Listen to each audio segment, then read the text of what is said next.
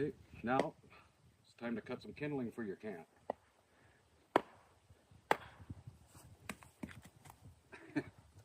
Let it that out.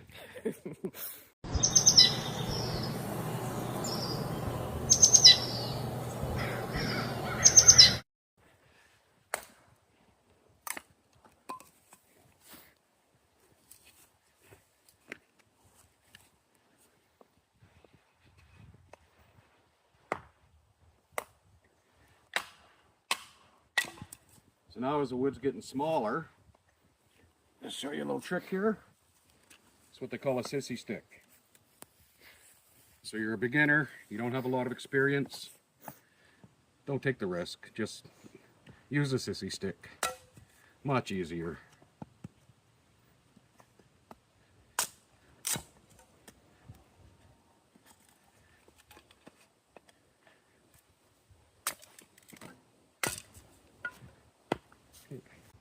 Okay, so now I should do a little bit of knife sharpening for the beginners anyways, because I know a lot of you would have went out and bought a sharpener, something like this, that has the steel sharpener and then the ceramic sharpener. So let's go over how to use this. Gloves. So you're going to start off with the steel. So let's run that along the steel sharpener. Put a little bit of pressure on it.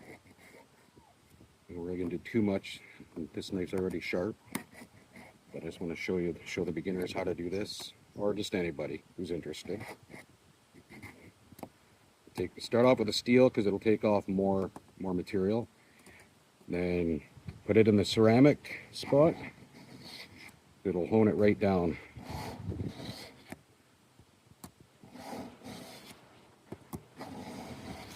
Pretty simple. I don't have a strop. Yeah, this knife's already sharp, but you get the idea. Practice with that.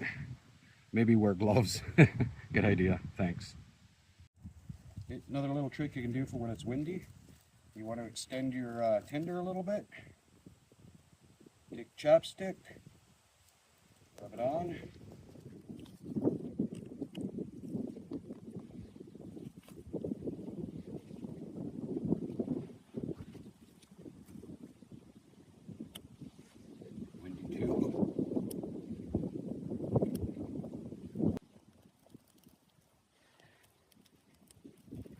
That'll extend your, it'll burn a little bit longer. Helps in the wind. I can't have a fire right now, I've got a fire bin on. I'll burn out for a sec.